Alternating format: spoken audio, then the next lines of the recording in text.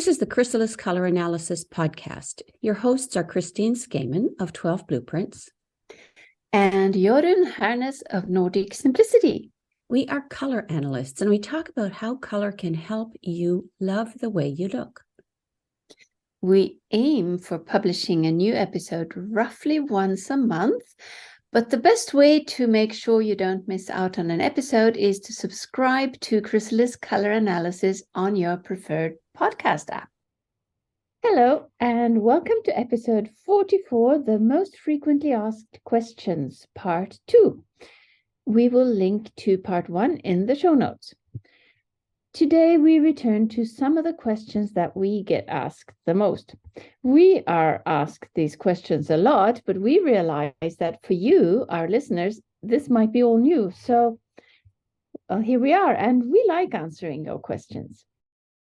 Hi, everyone. I'll second what Jorun said. We're sincerely happy to answer your questions. All you need to do is ask them in your way.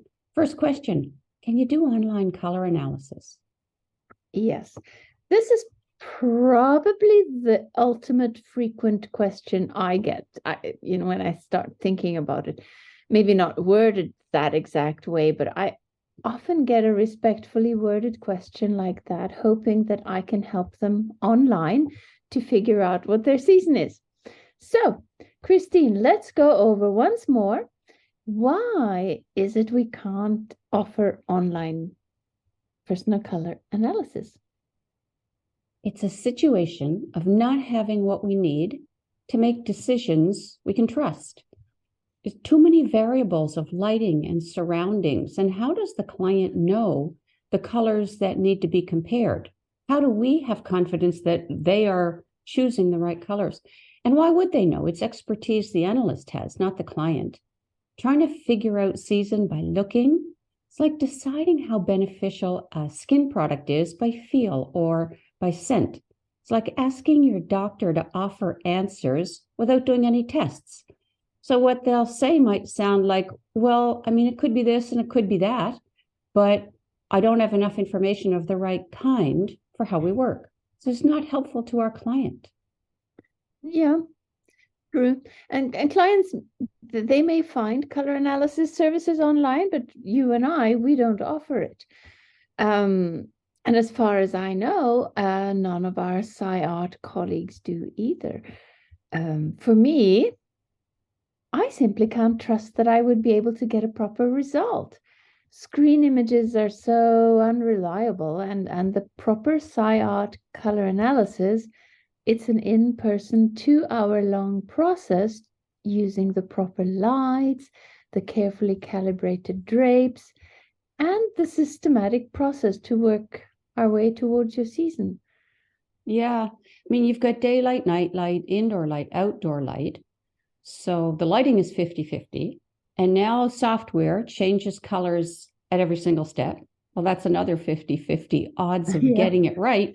Well, if I were the paying client, I would want higher odds. And if we wouldn't trust our result from video or images, why would our clients? Exactly.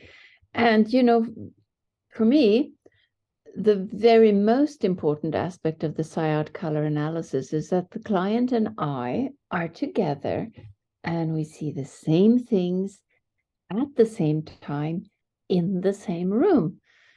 You get a completely different ownership of your season when you've seen the changes yourself and talked through them as they happen. Well said. I have nothing to add, really. I would like to have good confidence before I bought a lipstick or all the other expensive things we spend money on, before I changed my hair color, which can be complicated to change back. I appreciate that sometimes online is the only option available. And by taking in the experience, just curiosity, and read those disclaimers, well, you can be introduced to a way of looking at your coloring that you haven't seen before, and maybe that will be helpful to you. Mm-hmm.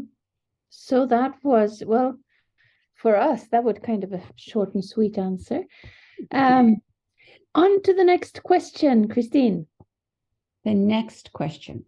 I don't like my season. Well, that's not a question. No, you're right. Okay, we'll break it down. It comes Yeah. in two versions, and Mhm.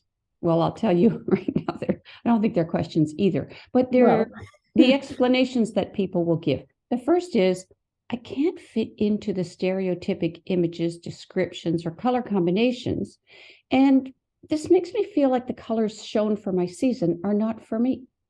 mm. Well, another version of that, well, quote unquote question that isn't a question is this.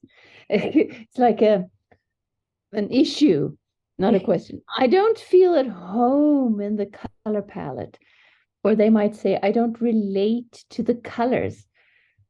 It can be expressed in various ways, up to and including something like the energy clashes with the inner me, or I just don't like them and I won't wear them, or I can't recognize myself.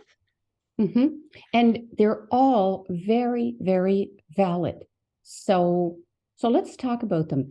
When I listen to those two explanations that clients give, I see them grouped as either a logic type of conflict. It's kind of an impression that me and my color palette don't make sense to me. I can't figure this out. And then there's a kind of emotional conflict, feelings of energy clashes, or something just unappealing, the way a scent might be, but hard to put into words. Mm. Yeah. Well, it does seem like two separate issues, and maybe we should deal with them separately. Yeah.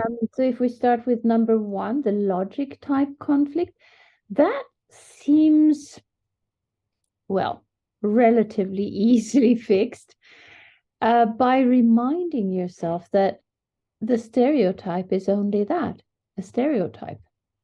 And you and I have a whole podcast episode devoted to that topic, don't we? We'll link to that in the show notes as well. Like, uh, if you're a winter, for instance, you don't have to dress like Morticia Adams. Christine and I don't. You can have any style you like. When you don't identify with the colors of a season because of the stereotype most often associated with it, it might actually be the stereotype you don't identify with, right? Well, that's it. It's just a picture, Yeah. and colors could have been shown in a very different picture. And about the second, the more emotional kind of conflict, I don't really pretend to understand or have insight into energy fields or personal vibrations. My practice of color analysis is entirely about your external pigmentation and Mm-hmm. how it reacts to the colors that you wear. Should the colors feel off with your energy, the imbalance may be something other than color. So if color is not the problem, the solution won't be found in color. Color analysis, it's a visual world with boundaries of what we can see and what we can measure. We can measure, or we can't measure, pardon me, skin pigmentation directly. So we do it indirectly by comparing specific colors to yours and observing certain effects. It's kind of like if anyone saw the great movie Clara on Netflix, they're looking for planets light years away by measuring light interference when one planet passes by another, which I thought was really cool. And until we can biopsy skin or somehow put pieces of skin into color or energy measuring machines, we're going to do it by the comparison systems that we use. And I want to say, I know that in my videos, and particularly in the last one, which was with Bilal Beg, I talk a lot about the layers and layers of interpretation about appearance. But that's kind of how it feels to me. And if not one other person related to those types of observations, the color analysis, the color decisions, the season that the person is, how they wear their clothing, and what lipstick looks better on them would stay exactly the same. Yeah, probably. Yeah, I hear you. And I don't know this Clara movie. I looked it up, but Oh, it's there's a not there? movie It's called not it. on Well, Netflix anymore? yes, but it's not called Clara. It's called The Child and the Astrologer, Astronomer, or something like that. The Child and the Astronomer. But Oh, I think okay. that's the one. Anyway, but this one that I found is called The Child and the Astronomer. Oh, it happens in And, Toronto. uh, If you watch it, it's filmed in Toronto. oh, Canadian interesting. content. Well, I do like sci art movies, and I will. That's the that movie that I saw is on my watch list. Yeah, yeah, yeah. But It's well done. sometimes I really like it. maybe they change the titles in different countries. I don't know. It's entirely possible. Is it English Netflix you watch or Norwegian? Well, it's English Netflix, but it's I sometimes search for movies and I find that it's not available on the European Netflix. It's only Oh, available on American Netflix. yeah, yeah. Yeah. Could be. And Anyway, but Netflix is going through some changes lately. So yeah. maybe they, But anyway, it sounds like an intriguing concept, and I do like sci-fi, and I also like astronomy. yeah, So it's very cool. that's interesting. And until we can find a way to take a blood sample or Right. do a biopsy and get our seasons that way, we're stuck with our methods. And it's not as high tech as a sci-fi movie, but it's about which color dimensions are in harmony with your colors. When I mean, us color analysts in the SciArt system say harmony, we don't mean like energy fields or astronomy or anything like that. It's visual harmony, warmth, degree of brightness, and darkness level, and energy, personality, and style or stereotypes. They have nothing to do with your natural colors, right? Right. They don't have anything to do with what your colors are. They may have something to do with how you use or wear your colors.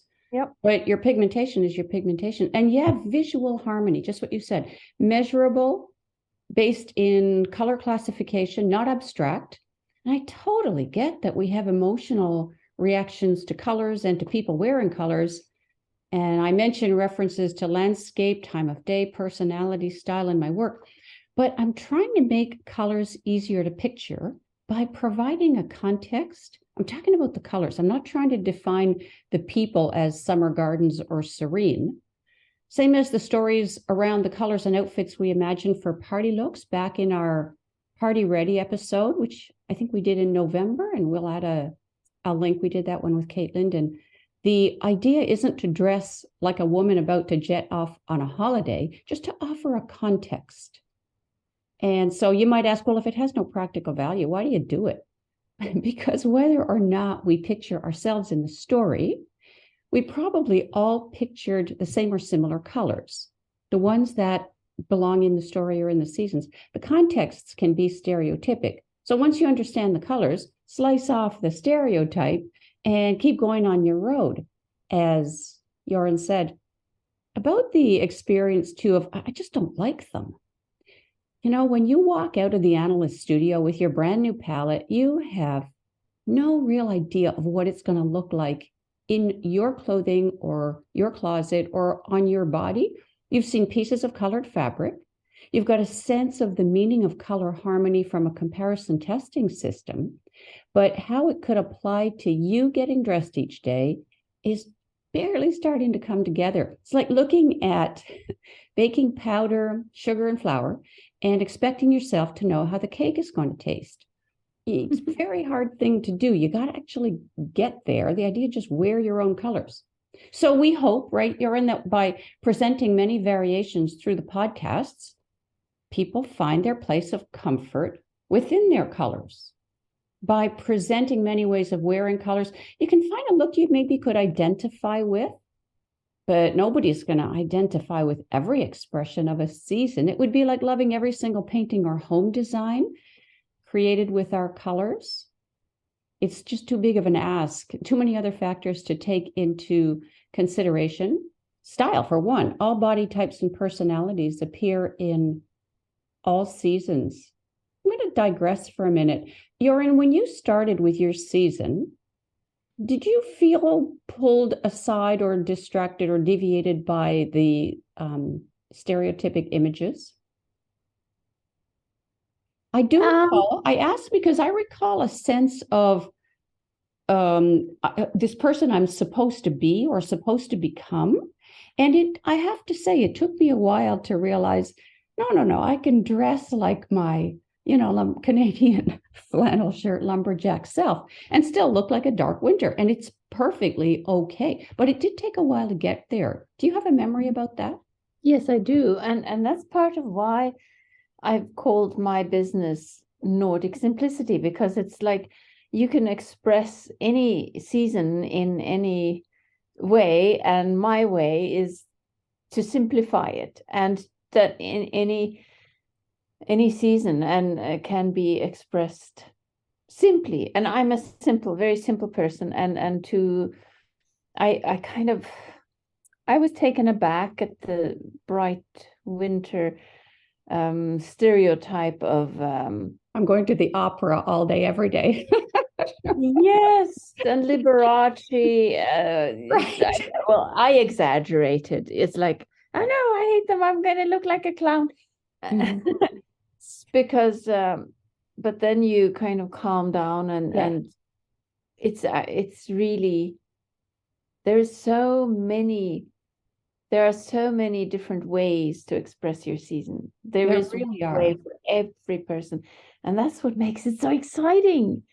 Well, it really is, and it does, you kind of work your way to an identity that feels genuine and authentic. And it's always been there and you recognize it, the same as your colors have always been there. It just takes a while to work your way to that. But boy, it's really worth it, because then all those people you feel like you're supposed to try to be, they just go away.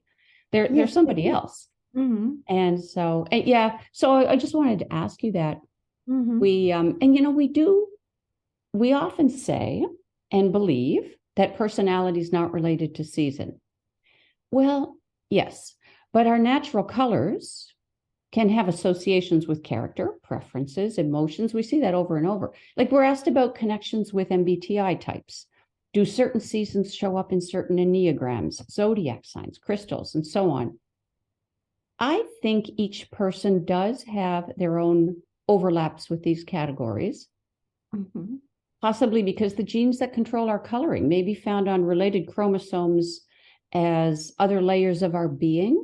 So you get the stereotypic, the bright, sunny blonde and so on. But I mean, you're kind of bright and sunny. You're not blonde and never have been. So there are overlaps, but and I think there are probably provable genetic connections in inheritance, but there's no linear sequence. There's just too many layers and too much complexity to look for that. So that's my usual.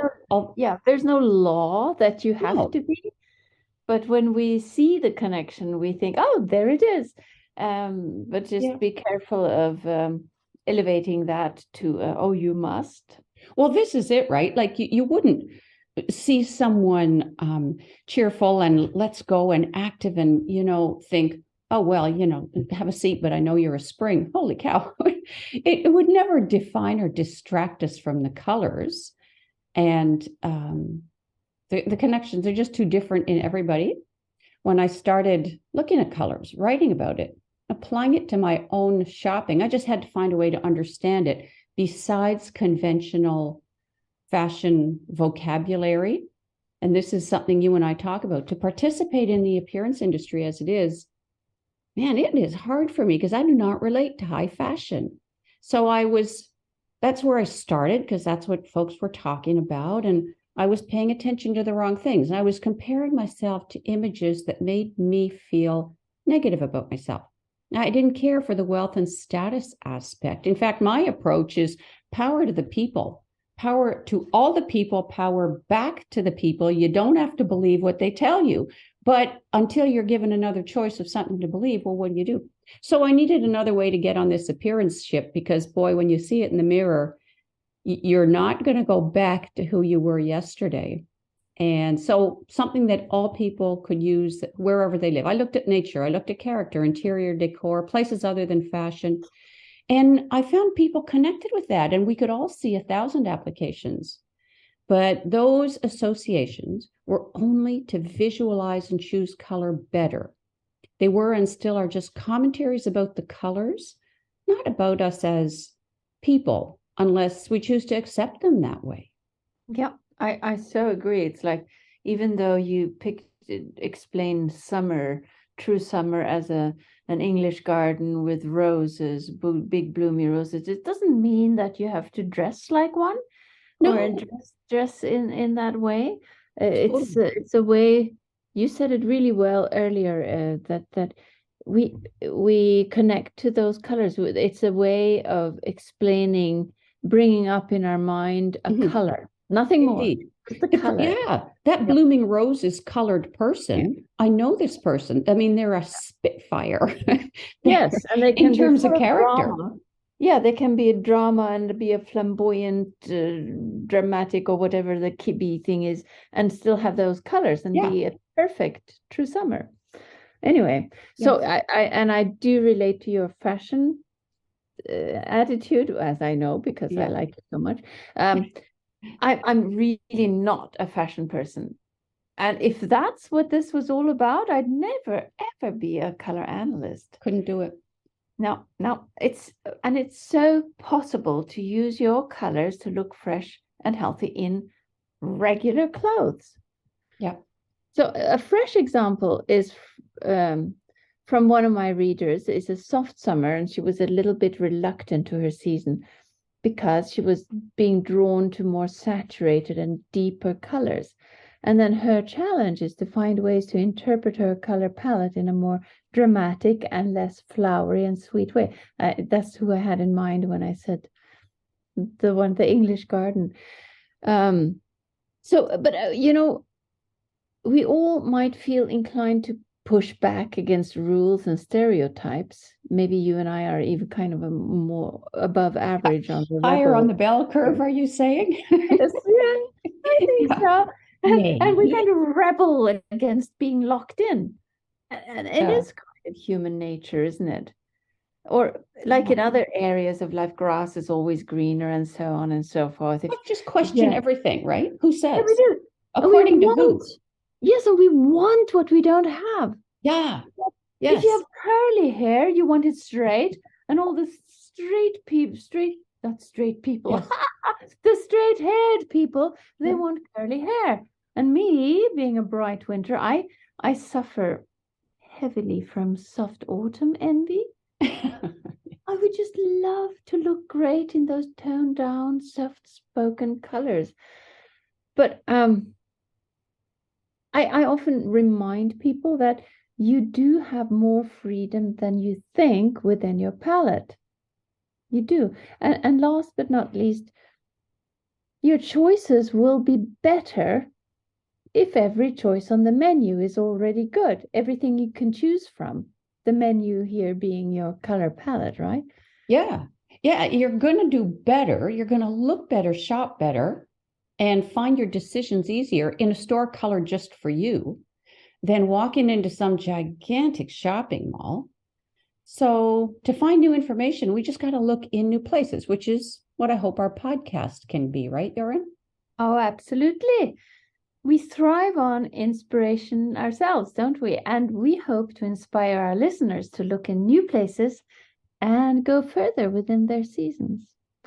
So, a new question, and perhaps this kind of ties in with the previous ones. Does every color suit every person in a season, or should some be avoided? Understanding that each person in the same season is still unique, are all the colors in the season palette equally suited? Okay, so before we actually answer that question, I'll use bright winter as an example because I am one, just to paint a picture of this issue. So bright winter is a cool neutral season. One bright winter can be close to the border with true winter, and another one can be close to the border with bright spring. Using the same color fan, should they both suit all colors, or should they disregard certain colors? It's a very interesting question. Like the bright winter who sits close to the true winter, should she ignore yellows and lime greens on the bright winter fans, or corals? I'm kind of tossing the ball over to you, Christine. You can start. Okay, thank you. Yeah, It is you're welcome. my very strong belief personal belief, that every color in a season palette can be worn by each person, regardless of where they are in the season. There was a time with clients when I wouldn't mention which side of their season a person might be closer to, technically speaking, because the information seemed to preoccupy them. And it had too much influence in choosing or avoiding colors, usually doing too much avoiding. So my feeling is, yeah, wear the lime green. Yes, wear the coral. Wear whatever's in your fan.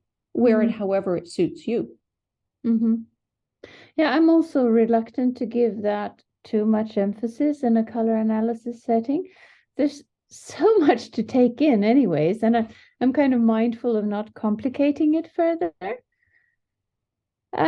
There's something to be said definitely about not limiting people even further, because from the get-go, we're circling in on here's your brightness level, here's your value range, and here's your warm-cool range. And then if we make them think that they need to limit even further within the color fan they were given, it just doesn't seem right, does it? No, not to me. I mean, it's fine to start that way. I completely understand people are like, wow, this is quite different from what's in my closet. I think I'll start with blue because I feel comfortable. Absolutely. Start however you want to start. But if you never knew this about yourself, this side of a season, the other side of a season, if you just had, I'm a bright winter, I just don't think it would really matter. Maybe finding a warmth level of lipstick, but even there, we really can become too rigid. And with a narrower range, people just figure lipstick out. I really pay no attention to this, which side of my season. I just barely matters. Do you care, Yoren? Does it make any difference in your color choices? No, I don't go around thinking about it at all. No, me too. You know, I like to think that my color choices are harmonious, and I absolutely don't go towards one side or consciously avoid another side of my bright winter palette. It's not helpful. It's hard enough to find our colors in the shops as it is. It would be just limiting. I consciously, in fact, do the opposite. I go towards using both sides of the palette as much as possible, warm, cool, light, dark. I want to step into the whole planet, not just one hemisphere. But, you know, we're not looking at 65 turtlenecks here. One might be a watch strap. And it's so much more interesting when you add a little bit of harmonious color zing, let's say. Yes. Yes, I keep coming back to you and your goal to, in time, be owning something in every color on your palette. You've said that you strive to do it, and yes, I'm trying to keep that in mind. I have a ways to go there. Not sure if my closet ever will be a rainbow color, but thinking about it is a step, right? Well, you know, I'm going to digress again because that's what I do. I think we can also very much get stuck in a rut. Not saying that you're in one by any means. You wear your colors the way you want. If you want to wear white, black, and red and nothing else, by all means. But I say it because I noticed today you're wearing a very fresh and lovely and beautiful different lipstick. It's pink compared to your normal reds. And I think it looks just stunning with your rose gold glasses. Your skin is just illuminated. So why did you decide, I'm going to move away from red and try pink? Did you just find a gorgeous color, or was it more conscious, like, no, I need some variety here? Yeah, well, yes, actually, I was looking at lipsticks and I was gravitating towards that bright red that I usually wear. But then I thought, no, let me just see if I should do it's actually a bright coral pink. And then I thought it can the bright reds, if they're too dark, they can be too harsh. So I'm trying to kind of soften my winter appearance and exploring the softer side of bright winter. So I thought it was actually a conscious decision. I thought it looks bright enough to be bright winter, but it certainly is lighter and more corally than what I've ventured into. Yeah. So it's very successful. I'm used to seeing you in red, and yet I find this just as impacting as the red. So that's kind of interesting. And, you know, there's just every time I add another color and another color, I find there's so much movement and variety in my closet. It's like some great new person came to this party you're at. I really like it. And looking into other seasons doesn't really enter my mind. And also why I don't get into it with clients. I would say 8 and 10 people are easily centered in their season analysis wise. I would see 9 and 10 people in the neutral seasons, better in their main season if you had to pick one to lean towards. So like if you're true winter, if you're a bright winter, pardon me, you might be more likely to go to true winter. If you're a light summer or a soft summer, you'd wander off into true summer to find your most likely borrowing colors. Depends on the person, though. As I say that, you know, there's just so much diversity. I certainly know some soft summers who would not go to true summer. They'd go to soft autumn. They're like 1 degree away. But these are not, these are the unicorns. They are not the people to put yourself in those shoes right from the start. Just go with your main one. And you don't have to pick one to lean towards at all. Agree, you're in on everyone wearing every color or neutral seasons usually being closer to their true season. What's your experience there? Well, in the analysis process, in the final rounds, the last comparison is often between the best and the second best. Yes. Right. Well, always. We that's how we work. We eliminate. And of course, when you eliminate, there's finally, we're down to 2 seasons, and you're, of course, eliminating one of them. Might be a true and a neighbor, or the 2 neutral seasons, depends on the client and how the analyst works, but that's how I work. But you will have a winner, and you will have a second best, a runner-up, so to speak, the one that was close but no cigar. And it doesn't mean you are the runner-up. Right. And once we've chosen the winner, that's where we focus. And I 100% agree with you in advising that if in doubt, to look towards the true season, to pick, you know, if you're going to borrow from another season, you're safer. If you're a neutral season, you're safer borrowing from your true mother season than you are from any of the other seasons. So when you see the color fan, there are warmer and cooler alternatives within every season. And I think maybe every person will gravitate towards their favorites. Maybe some will gravitate towards some on the warm side and some on the cool side. That's fine.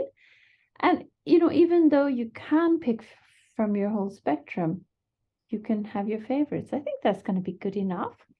Yeah, I do too. You got to put your attention in the places that actually matter. And people find their way. Patience, faith, and just don't spend too much money at the start. Wait till you get going with it and build some confidence with it. And fine, again, at the beginning to say, no, you know, there's a lot to take in here. I'm going to focus on 2 colors as I learn. That's great. Yep. The listener that we referred to, she asked if a cool or cool neutral season would avoid yellow or quote unquote warm green. Yellows, they may be warm associated colors on a color wheel, but you know, yellows, they've been adjusted to harmonize with the warmth of the palette. If it's in your fan, it's in your level of warmth and intensity. There are different versions of yellow or warm green than would be found in the other 11 seasons. So every season has yellow choices because every human has yellow in their pigmentation. I just don't try to outthink the system. It works so well and works over and over and over again that I accept it as it is. And I try to stretch myself towards it rather than put limits on it to suit me. But it's fine if you want to. Just stay with your palette. Figuring you wouldn't wear your season yellow, though, or your warm green. I don't know. I just don't think it gives the creator of the color system enough credit for assigning warmth to hundreds of colors and their variations, and then dividing those in 12 groups and getting it right. I mean, believe me, the creator of the system, this is Catherine Kalish, had skills in color artistry and classification, and then how to apply those to humans that exceed any other system I've ever seen. I'd see any bright winter really who avoids yellow as less interesting, or okay, just say it, Christine, more boring, or unimaginative than they could be. But the yellows in bright winter have a cooler version too, and that could be great. Could be a belt, could be a ribbon in dark hair, could be a logo on a running shoe, but don't avoid yellow. You know, I have this funny experience. Okay, digressing again, Euron's going to be like, stop it. No, I'm saying, come on, kid. Yellow, this really funny color, because people, warm seasons, but way more so cool and cool neutral seasons, they don't tend to wear a lot of yellow. They don't like it, right? I never find a yellow. I'm not comfortable. They're not going to wear at least a big area of yellow under their face. But oh my gosh, they can't put yellow on their head fast enough. So, you know, it's the funniest thing, right? People have these real sensitivities about yellow, but they will put it on their head. I'm talking about myself here, and wear it this way for 20 years. And so you wouldn't put it under your face, but you're willing to frame your face in a yellow you would never wear as clothing. I mean, I get that there's no point looking for logic here, because there was certainly none in my mind when this all was going on. And I had no better place to find information. But anyway, my funny relationship with yellow, I have stories about yellow. Well, there you have it, everybody. We had to bring hair color into it's huge. It's huge, man. Hair color. God, you need someone who walks into a room and the hair color can make or break the whole thing. Yes, it can. Such an important topic. Huge. Anyway, so back to yellow. Well, not back. You mentioned yellow in hair. Oh, yeah, yellow is. I hear you. But summers, the summer seasons, they often avoid yellow in clothing more than winters. I think especially the true summers. Yeah. Well, their yellow is harder to find. But maybe it's a hard pass because yellow is conspicuous, so it takes time to feel comfortable wearing it. And you don't feel you have to wear yellow or look for yellow in another season. You don't have to settle for another yellow than your own. Really. Oh, it's true. You wait, it'll show up. It's the same here in Canada. True summer yellow is hard to find. Light summer, easy. Soft summer, medium. I think I'm talking more about fabric stores here, but maybe clothing stores as well. I shop in thrift stores, and it's the same thing. Lots of light summer, some soft summer, but you got to look a little harder. True summer, tricky. Well, I think people who sew their own clothes are definitely, they have an advantage. Then, because the clothing stores, they seem to all have the same kind of yellow at the same time. Anyway, but what is it that makes a color work anyway? It's something to think about. What does it mean when a color suits a person? I think it depends on who you ask and other factors, the natural coloring of the person, and but the palette for each season is configured so that every color has the same color properties or settings. We have the same warm setting, we have the same level of mutedness or brightness, we have the same darkness or lightness level, and that's how they create natural harmony.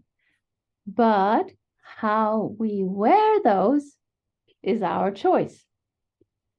Use your palette to wear color as it feels comfortable to you. And for some people, that means no yellow, and that's okay. And for others, it's yellow in small areas.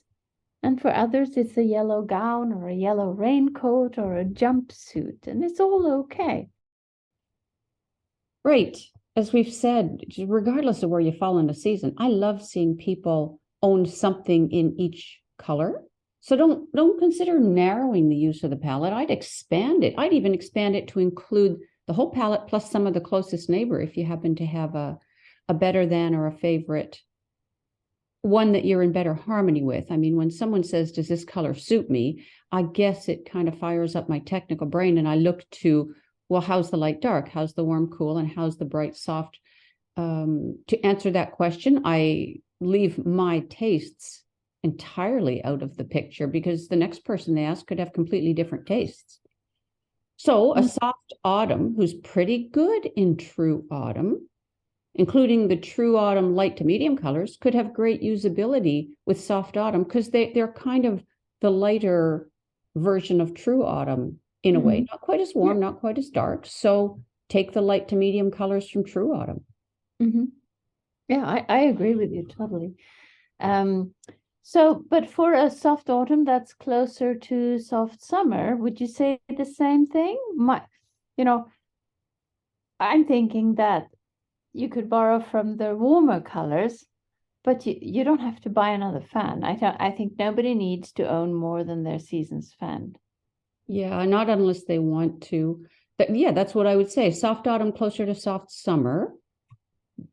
Find out what they have in common. The warmer colors of soft summer, they've got the softness. That would be great. So bright winter could venture off into bright spring for medium to dark blues and cool reds because there would be some overlap there. They get so close in color space that in the real world of outfits and combinations and lighting, you'd be just fine. No need to buy another fan unless you really want guidance in how you choose colors or how you want to expand into another season. So speaking of owning more than one fan, how about the corporate color fans of the seasons? Do you have an opinion on those, Christine? Oh yeah, they're fantastic and helpful. They're really good. Different colors, more neutrals, wider dark range, not necessarily wider light range, but it really widens your perspective on your season. Yeah, I agree. And they have a lot more neutrals and a lot more colors. The fan is fatter, the corporate fan. Yeah. I mean, yeah. And colors like, oh, wow, I didn't see that coming. That's kind of original. Really good. Nice. Yeah. So to sum up, if you're going to wear yellow, choose one from your own season's palette.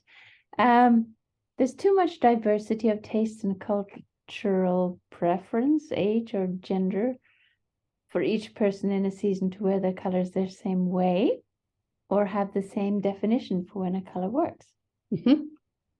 Reader asked recently about the fabric color sets. So these are sets of 15 fabrics showing different color examples of colors from the 60 plus colors in our ink on canvas palettes. And the question was sort of the same. Is each color in this set of 15 equally suitable for the person? And if you'll allow, I'll talk about that a little bit here. I do allow. In fact, I'll be leaning back, eager to hear you talk about it. I do so love the neutral fabric sets that you created way back. They're quite a long time ago. I use those a lot as a learning tool in every color analysis when we talk after the analysis. And now I know you have now created color fabric sets too. And these are the ones that you're referring to, right? They are, yes, they are. And we'll put a link in the show notes. They're in the shop on my website. I would flip the way the question asks about it. So rather than, are these 15 colors suited equally for each or any bright winter person? I think of them as 15 colors equally harmonious with the bright winter palette. But the idea is to offer enough colors throughout the swatches, the fabrics, in the full palette to give you a head start on what does this look like in textile, in different kinds of textiles, to fill in the blanks for the rest of the colors. You start seeing patterns and relationships more easily with real fabrics. It's easier to spot belonging or outsider colors. When you shop, you just lay them out like a checkerboard. And if you put an outsider color there, it'll behave differently. You'll see something different. the intention of the sets is not to present wide color diversity or even consistency between production runs, because fabric availability would never be that cooperative. Yeah, in your dreams, right?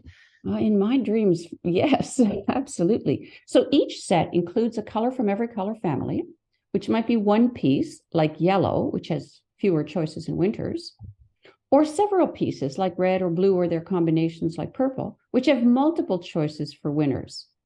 And then the reverse, yellows would have more choices in the warmer seasons. The sets are also planned as a learning tool in a few ways. One of these being to see the warm, cool range using two colors of the same family of similar darkness. Let's say two Kelly greens, the same darkness level, or two sky blues, same color family at the same darkness level. That's important because it takes one variable out of the equation, so it's closer to apples. Much harder to compare a light warm and a dark cool and be confident with what you decide. Neutral color sets, maybe they have more than one version of white. Same idea, to see the warm to cool range in the same color. Much easier than trying to see warmth across a red and a blue, a light one and a dark one. And then a second fun thing to do, fun for us, is to look at various versions of the same color and see how light to dark level can change when brightness stays the same. So for example, in light summer, there might be a carnation and there might be a soft raspberry, same color, red, same brightness, light summer, but different darkness.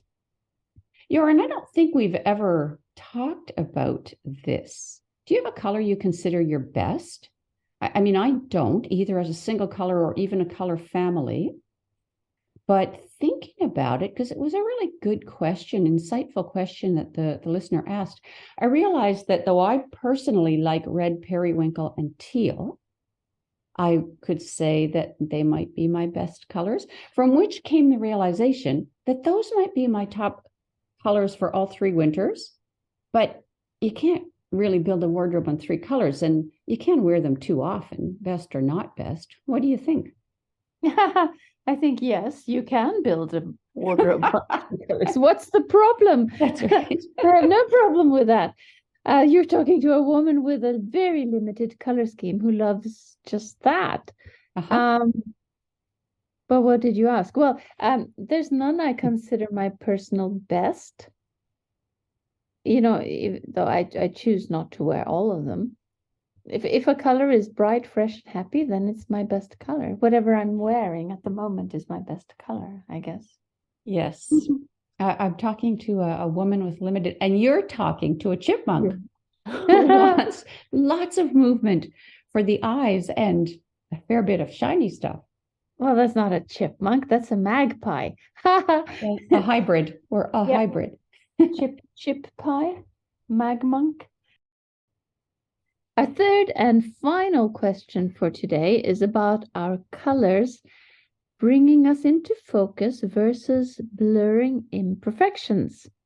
The reader asked, sometimes you mention that your best colors are the ones that bring you into focus.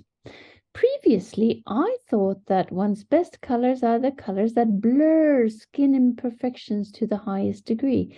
Maybe I have got this wrong, and the color that blurs imperfection also blurs one's appearance or focus. That's what she asked. So, and she went on to say, in an earlier episode, you talked about the colors that make blemishes the least visible might not be the colors that makes you most visible. This stayed with me because I see my skin somehow smoother in summer colors, but I see my eyes and face more clearly in winter colors. This was what the reader said. So, Christine? People just never stop impressing me with how well they can observe things and how layered and intelligent their interpretations are. And the questions really just blow me away. That is a smart question. What comes to my mind first is that I don't recognize the expression blur imperfections, Not familiar with it, except as a marketing strategy from cosmetic companies, like particles in foundation that scatter light or something. I'm not really sure what it actually means or refers to. I'm not sure either how one would selectively, or how a product would selectively blur imperfections and leave the perfections alone. I mean, how would a product or a clothing color know how to do that? Wearing your right colors to be in focus, and then using concealer on red or violet areas seems to me a better approach. It's kind of less global blurring effect. Less invasive. Pardon me? Less invasive. Yeah, well, kind of, right? Like it gets too much into your space.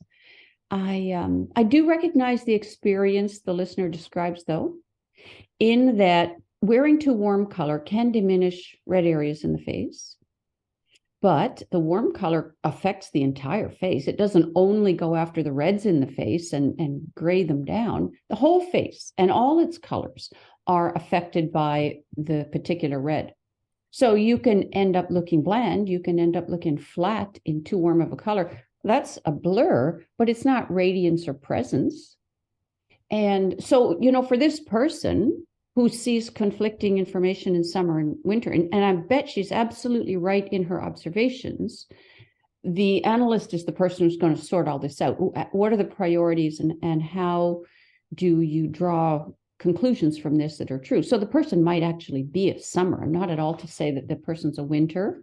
And yes, the features may appear more visible in the comparison, but maybe the effect is severe. Maybe in a warmer or darker summer, that would have given them all the definition they need, plus the benefits of summer. So again, the analyst is trained, understands how to sort all this out. Do you use the expression blur imperfections with clients, Jorunn, or is it something like, do you hear that in Norway in cosmetic marketing or something? You do? You hear it? Cosmetics marketing, I'm sure. Yeah. But in color analysis, we'll be seeing how with certain colors, the imperfections is all that we can see, like dark shadows under the eyes, for instance. And then we switch to another drape, and the shadows, they're still there, but they become insignificant because suddenly the eyes themselves come forward and in focus. It doesn't make the shadows or the other imperfections go away, but they don't get to take center stage anymore. Does that make sense? Yeah, they don't separate or become prominent. They just... Yeah. So it's not about hiding, and it's not about exaggerating anything. If a person has a blemish that's red, then it is, though it will be least noticeable in their correct reds. And since I'm obsessed with hair coloring, there it is again, hair coloring. A person might feel that their hair is mousy and dull, their natural hair color, but next to the correct colors in clothing and makeup, the hair will be perceived as multifaceted and full of life. So I managed to squeeze in yet another little something about hair in this episode. Maybe we should stop while we're ahead. I think that kind of wraps it up for this Q&A episode, Christine? I think it does. And thank you so much. Thank you, Jorunn, for being here. These podcasts are so much fun. And thank you to our listeners for listening once again. Please do ask those questions, even if you feel you've asked them before or we've talked about them before. We will file them away for another question and answer episode in the future.